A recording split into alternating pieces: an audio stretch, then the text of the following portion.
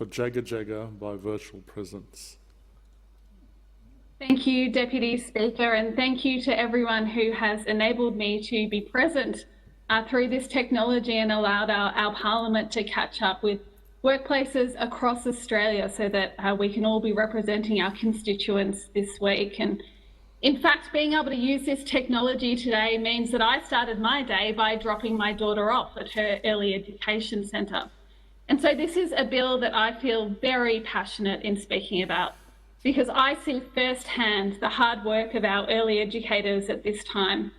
I know how important the work they do is for our children, for Australian families, and I know that they are feeling unsupported by this government at this difficult time. And so this bill is important for children from vulnerable and disadvantaged families.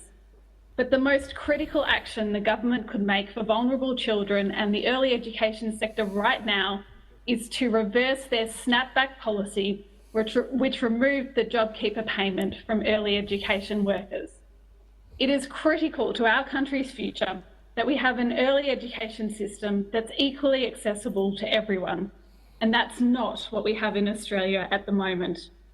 Instead, we have a system where vulnerable children are at risk of being shut out and missing out on the vital preparation they need to start school. We have a system where even before this pandemic and recession, Australian families were paying some of the highest fees in the developed world for childcare, and current economic circumstances make those fees even more of a burden for Australian families.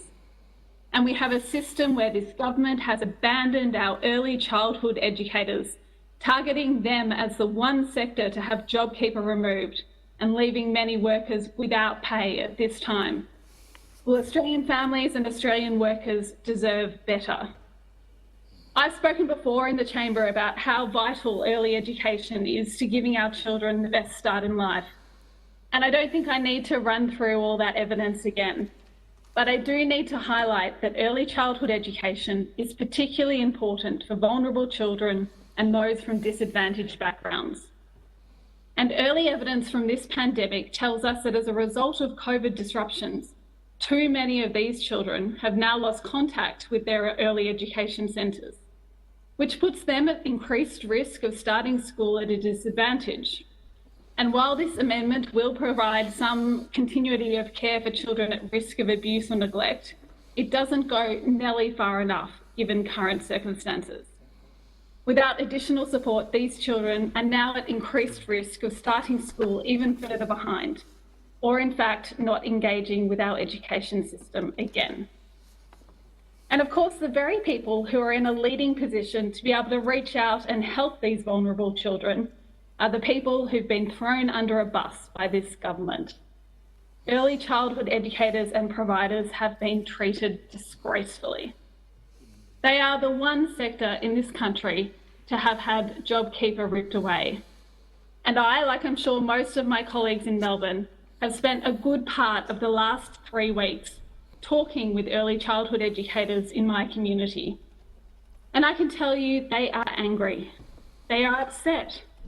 And they feel as though they've been actively discriminated against by this government at a time when they are putting themselves at risk and being asked to do frontline work.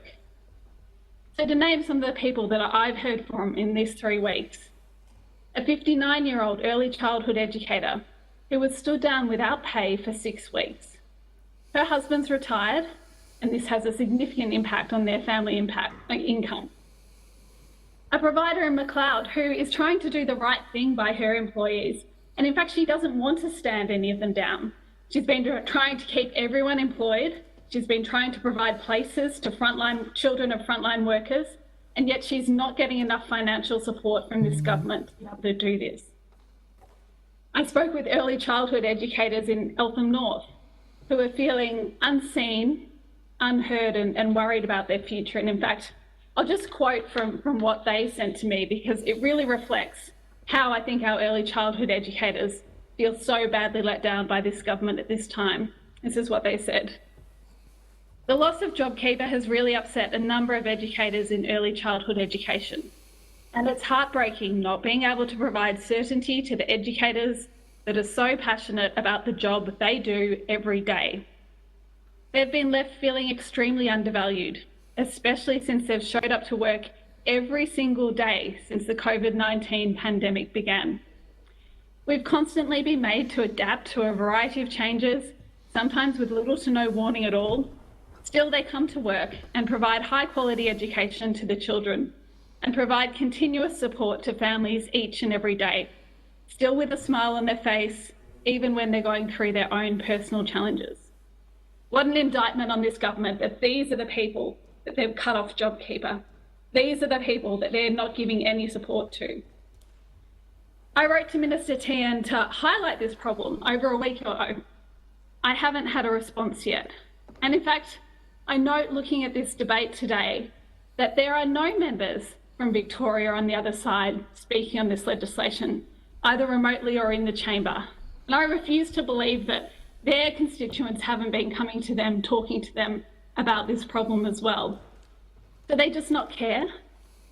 Do they not want to stand up for early education workers? It really is a disgrace that at a time when we are asking these people to be on the front line, we are not giving them the support they so desperately need.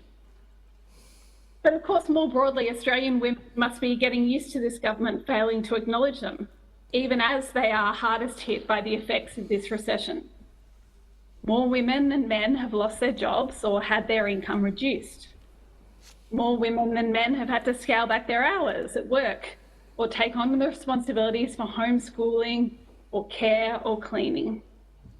And we know the data tells us that in Australia, women spend 64% of their average working hours each week on unpaid work, compared to 36% for men.